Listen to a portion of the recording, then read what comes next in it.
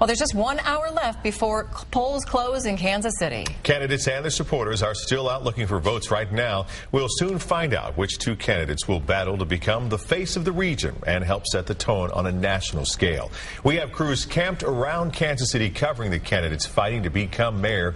We'll begin with Chris Hernandez, who has spent months following the man 5 candidates want to replace. Chris? Mark and Elizabeth, good evening. Yeah, a lot of people around town have been asking the question, will Mayor Mark Funkhouser make it through the primary? I'm hearing that turnout in the Northland is stronger than usual, and Funkhouser is one of 3 candidates who are competing for those votes, especially in the Northland. But Funkhouser will be here in Westport tonight to celebrate what he expects to be a win here at the Westport Flea Market.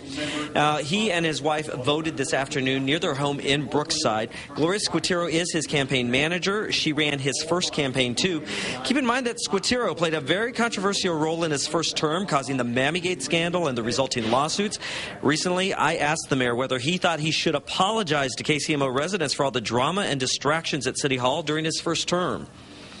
No, and I don't think I owe an apology. I don't think I caused them.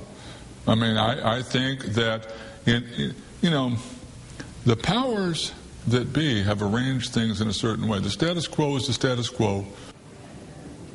Now, Funkhouser describes his ordeal as pushing back against power and demanding change. He says that's what caused all the turmoil at City Hall.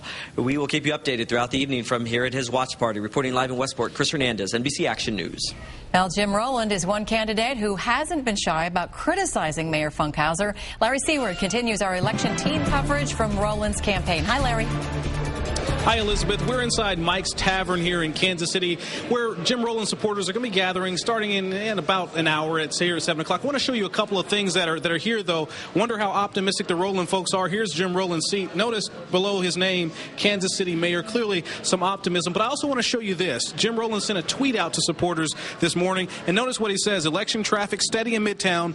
Remember to vote. And, of course, taking his own advice, we caught up with Jim Rowland earlier today. He was casting his ballot in Kansas City. And, of course, election officials saying voter turnout could be an issue here because they expect around 20% to vote, perhaps lower, likely increasing the value of each vote. Now, during his campaign, Rowland tried selling voters on the idea that he can improve Kansas City's basic services and economic growth. I think somebody that has the capacity to bring folks together. I think that's probably one of the biggest issues, that the last 4 years have been so divisive and so many distractions that the city is really looking for someone who can unite us and lead us into the future. So again, the Rowland camp confident and optimistic about tonight's results, that he's going to be one of the last 2 standing to go into the general election. We'll be here to follow this watch party. We'll have more for you coming up later. For now, we're live in Kansas City. Larry Seward, NBC Action News. A political novice, Sly James, raised the most money of the candidates, more than $500,000. This is his first run for any political office. Deb Herman came through the ranks as a leader in her Northland neighborhood before winning election to the city council. She's in her 2nd term.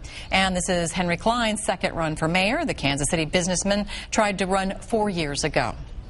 Well, tonight you can count on NBC Action News for your complete primary election coverage. We'll show you the results at 7:30, then again at the top and bottom of the hour throughout the evening. Here's what it will look like. You'll see the results from the mayor's race and the city council races below the programming. And again, on the left side of your screen, you'll also see just the mayor's race there. And Mike Burke's camp is watching the results tonight at his office headquarters on 36th and Broadway. Christina Medina is live there with more on that. Hey, Christina. Yes, good evening, Elizabeth. Well, you can see it's pretty quiet here now, but we are expecting Mike Burke here at the podium at some point this evening. But his camp feeling very hopeful, very optimistic about all of this. We did find him at polling sites just talking to all kinds of voters all over the city today. And again, as we mentioned, very optimistic and hopeful today. Now, he grew up in Midtown. He graduated from Rockhurst, and then he went to Georgetown University and law school in Washington, D.C. Now, he thinks that he has just what this city needs to really give it an opportunity to bounce back. The weather's cooperating, and I think we're getting our vote out, so I hope it results in a victory tonight. We spoke to his campaign advisor just a couple moments ago, and she's at this point saying it could be anybody's race, so they are trying to continue and push up until the very last minute. Reporting in Midtown, Christina Medina, NBC Action News. Our complete election coverage continues online. Just log on to NBCActionNews.com. At 8 o'clock tonight, you'll see our special webcast election issue. Also weigh in on the election updates. You'll see up-to-the-minute results, and you'll get a complete breakdown of the races from our political experts. Then we'll bring you all the results and a complete wrap-up on NBC Action News tonight.